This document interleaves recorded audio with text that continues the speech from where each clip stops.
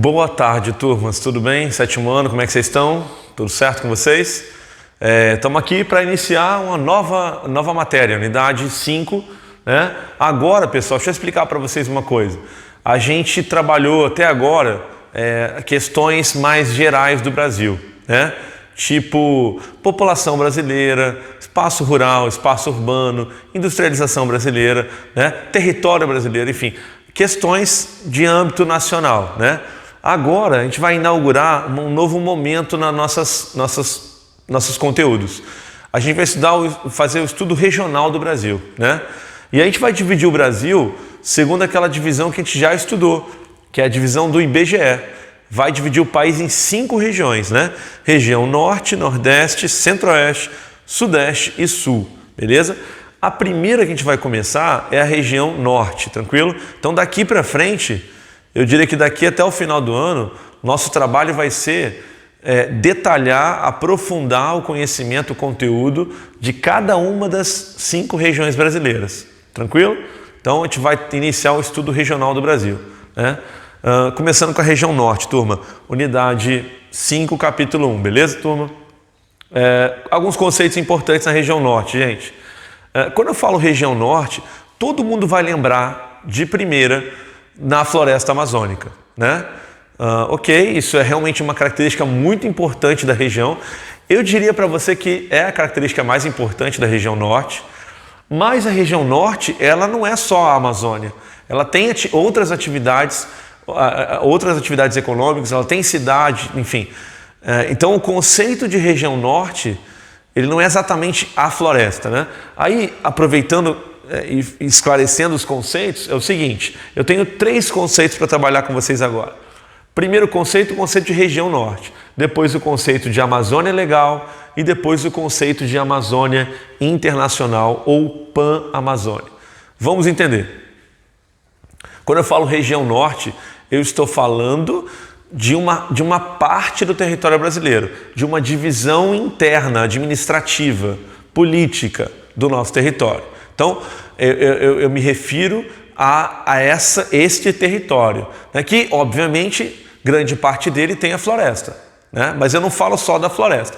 Quando eu falo da região Norte, eu estou falando de tudo que tem na região Norte, de uma divisão interna do território nacional. Amazônia Legal.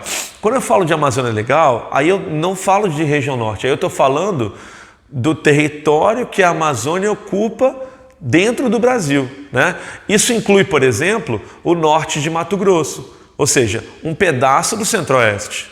Então, quando eu falo Amazônia Legal, eu estou falando não só da região Norte, mas sim de outras áreas próximas, que é a área que se localiza a floresta amazônica no território nacional.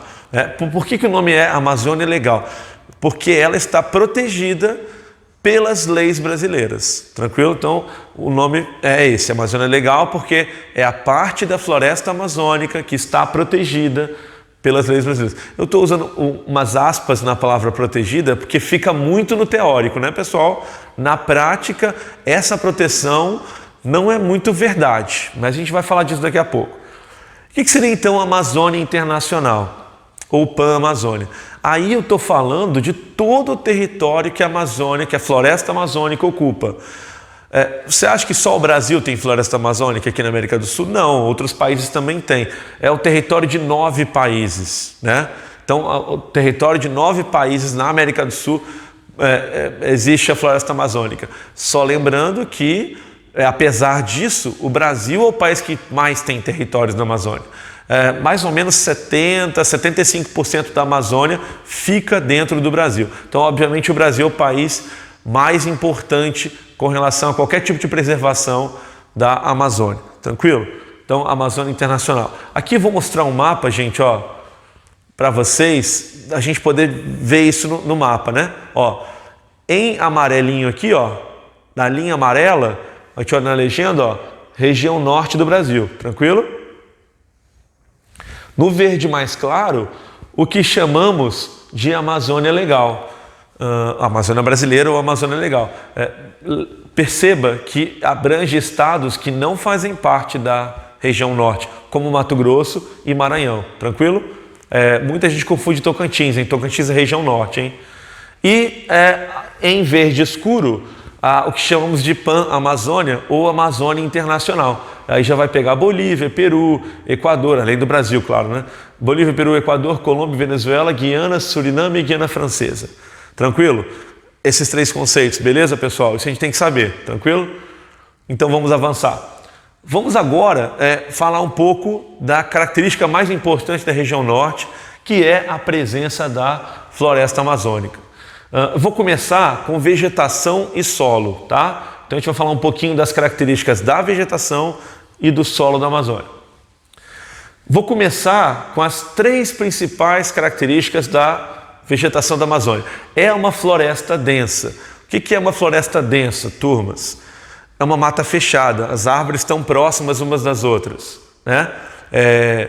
Você tem é como se você estivesse vendo de cima, né? Olhando a Amazônia, sobrevoando a Amazônia, assim, você vê tipo um tapete verde, como se fosse uma cobertura ali muito densa de árvores, né?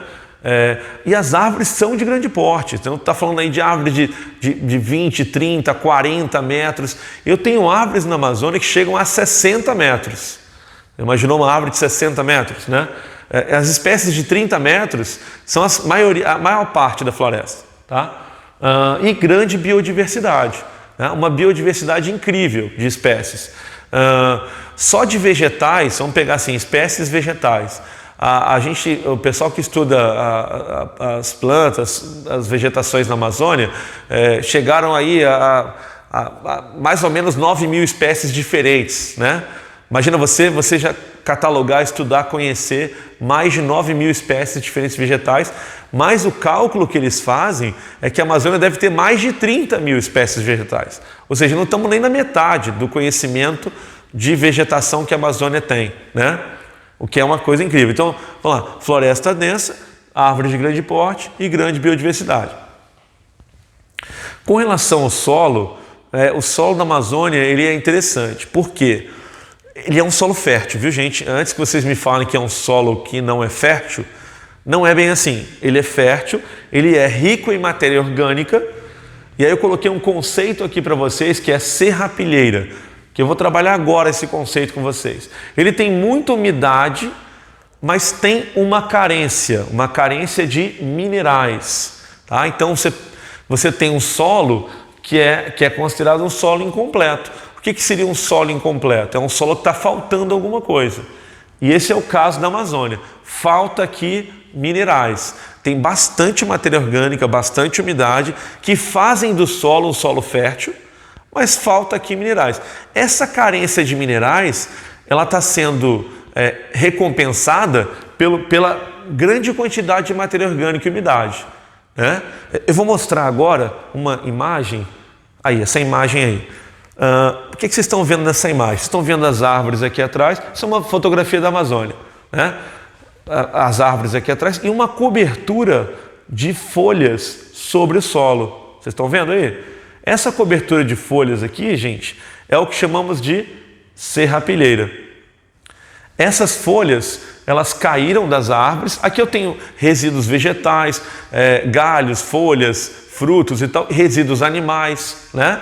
Restos animais, enfim, e formando essa cobertura de restos animais e vegetais sobre o solo, que chamamos de serrapilheira. Essa cobertura, ela vai se decompor, né? Vai se transformar em matéria orgânica e vai ser um adubo natural para o solo da Amazônia. Então, por isso que a gente fala que o solo da Amazônia ele é rico em matéria orgânica e umidade. É por causa disso.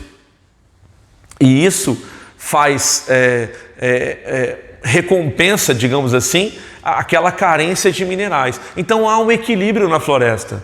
Apesar do solo da Amazônia ser incompleto, eu diria para você que ele consegue manter esse equilíbrio, justamente porque a carência de minerais é compensada por essa cobertura de vegetação, por essa serrapilheira, né? Agora, só queria lembrar uma coisa: da onde vieram essas folhas, galhos e frutos? Das árvores. Então pensa nisso. Vamos falar do risco agora então. Quando eu falo do risco, eu estou me referindo a quebrar quebrar esse equilíbrio que eu terminei de falar agora para vocês. Como assim, professor? Vamos lá. Vamos pensar em sucessivas queimadas e desmatamento na Amazônia. Então a gente está retirando o quê? A gente está retirando toda essa formação de vegetação, de árvores sobre a Amazônia. Se você tirar essa vegetação, o que vai acontecer com o solo? Ele vai deixar de formar a serrapilheira, né? Essa cobertura de folhas vai acabar. Por que vai acabar? Porque elas caem das árvores, a gente está destruindo as árvores, então não vai ter mais serrapilheira, e aí não vai ter o que, gente? Não vai ter matéria orgânica para o solo nem umidade. O solo já não tinha minerais, então o solo vai ficar pobre, vai ficar um solo erodido, né? Vai ficar um solo desgastado, sem matéria orgânica, sem umidade e já não tinha minerais. Então é o que chamamos de arenização do solo. O que é a arenização do solo? É gradativamente o solo ir se tornando pobre, né? E essa arenização forma o que chamamos de desertificação do ecossistema. Então, eu sei que é estranho eu falar em desertificação, porque quando eu falo Amazônia, você pensa numa área super rica, com muita biodiversidade, umidade e tal, o contrário do deserto, né? Mas, apesar de ser o contrário do deserto, não é maluquice você pensar que isso pode virar um deserto. Por quê? Porque aquele equilíbrio que o solo tem, ele pode ser rompido, pode ser quebrado com os desmatamentos e queimadas. Vamos fazer o seguinte, eu vou mostrar umas fotos para vocês. Dá uma olhada nessa foto aqui, ó. Essa foto mostra a retirada de madeira, desmatamento. Reparem como que o solo ele fica arenoso, ele perde a sua capacidade de ter matéria orgânica e umidade. E ele já não tinha minerais, né? Então, se eu imaginar áreas como essa, desmatadas, eu vou iniciar um processo de desertificação. Agora, lembrando, é um processo que demanda tempo, né? E de contínuas agressões à Amazônia.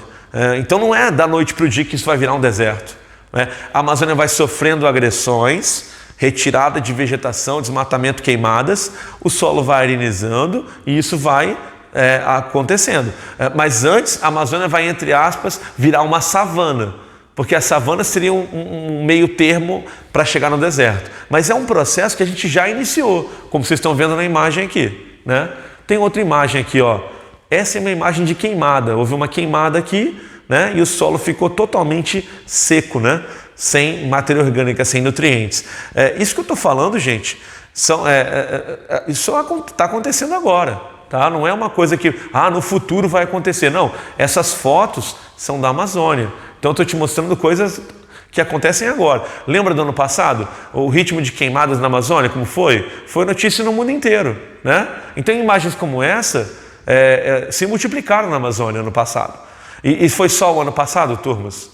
Claro que não, os outros anos a mesma coisa, né? Aqui uma outra imagem que tem até um resíduo de água aqui, ó, mas ó, como o solo ficou arenoso, né?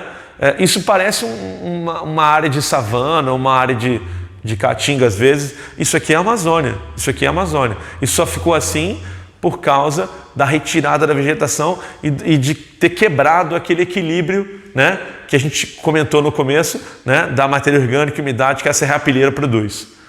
Beleza?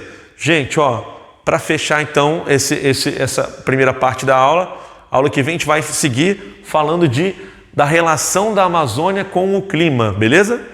Abraços para vocês, tudo de bom, gente. Até mais.